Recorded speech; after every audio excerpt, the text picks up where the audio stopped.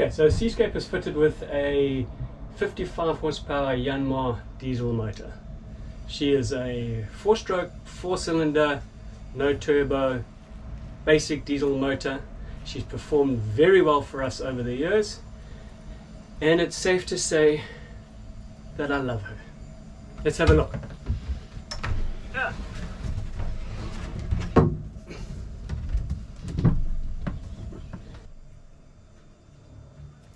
So the first step is to remove the old oil. Okay, so we'll do an oil change, take the old oil out. It's a messy job. So if you have a look in here, and there, this is where this little, what they call a tampon sits. So you take the tampon out, right, insert your tube for your oil pump, and you pump it out. You should get about 5 liters of oil out. Messy job. Don't wear good clothes. So what you should do before you pump the oil out is run your motor for about 10 minutes. That just warms up the oil, increases its viscosity, and it makes it easier to pump out. Okay, so the next step in the process is to remove the oil filter. It's sitting over here. So we use a pipe spanner for that. Okay, so we're removing the oil filter. Hopefully it's not going to make a mess when it opens up. There's oil coming out already. Here's the new oil filter. It's got a little gasket that sits inside. Before you fit it, you must just rub some oil on that gasket. Put it back. It's to lubricate it. Fitting the new oil filter back. Okay, we don't want to tighten it too much. Alright, moving on to the next one. Okay, so we're going to top up the oil now. This is the recommended oil, 15W40. Using a dedicated oil funnel. If you're filling from the top, leave the oil for a while to settle into a sump before measuring the level. So it wouldn't help to measure now. No, leave it for a while. What are you doing on your laptop? I record all the different maintenance issues that we need to do on Seascape, and I record when the next, at what engine hours we need to do the next one. Just checking what the engine hours are. So engine hours 3213. So the next gearbox oil change is at 3,267 hours. So that's another 50 hours. But yeah, let's do it now. So the next step is the transmission oil. So we're here by the drive shaft and the gearbox, and then here's our oil inlet here. So we need to pump the oil out first. Open up the cap, which also is a dipstick. This must not fall over.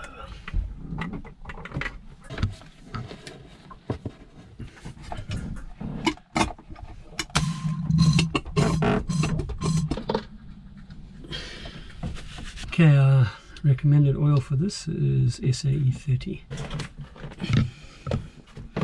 Confined spaces, not easy to work in.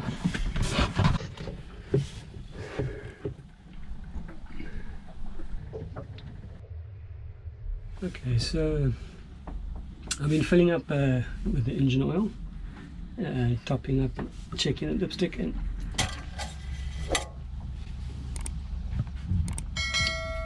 Yeah, perfect. Oh, finished the oil changes, both engine oil and transmission oil, and we're on to the fuel filters now. So the first thing I did was switch off the cock on the diesel tank, and then we're going to remove this filter over here.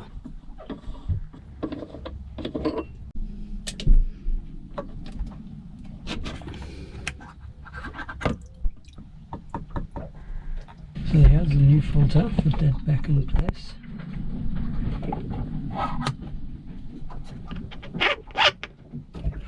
Alright, nice and snug. I've fitted a new O-ring to the top. It goes on there. A new O-ring there. And then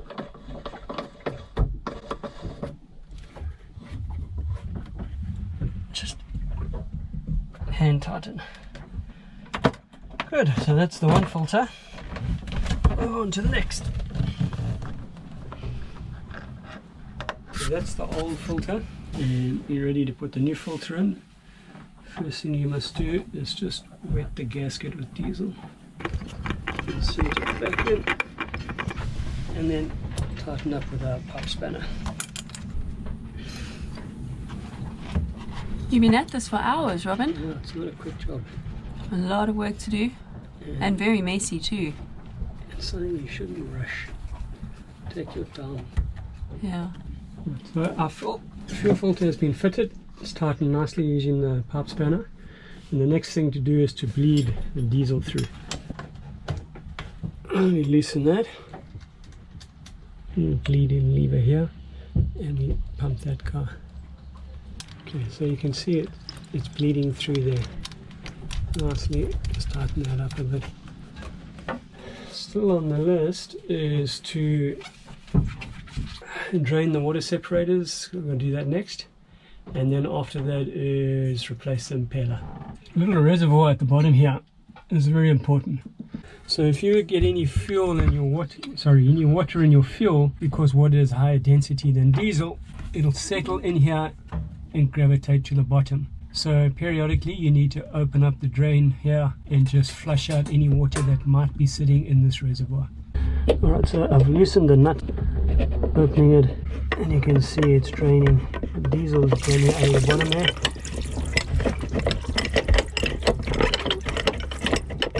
And that's more than enough.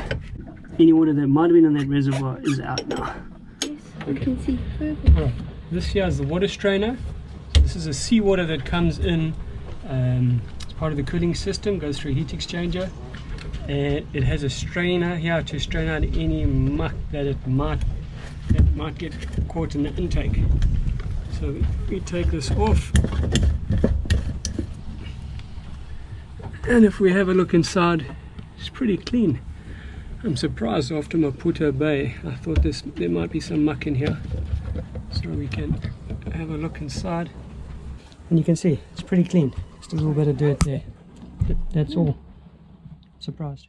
The last stage of the service is to replace the impeller. The impeller is a little fan of some sort, got blades on it, that actually pumps the water through your cooling system. And over time they do perish and they can fall apart, and then your boat will overheat. But yeah, every 250 hours I replace the impeller along with all the other fuel filters and oil filters. Okay, so there's your impeller. It sits in here. This one still looks pretty good. Let's get it out. There is a special impeller tool that gets these out, but I don't have one. Okay, now it comes. It's not in bad condition. So I think what I'm going to do is I'm going to keep this as a backup one. Fit a new one and keep this as a backup. Okay, it's important to get the inside of your plate clean and any corrosion off there. It's just a bit of sandpaper. Sand it clean. Just applying glycerine to the inside to lubricate it. Some glycerine to the fins. With the impeller in place and the O-seal, the O-ring in place, you just tighten up. Right, now we're going to run the motor and see if there's any leaks, any oil leaks or fuel leaks where we've put filters and stuff in, and check that the impeller is not leaking. And if that's all good, then it's beer time.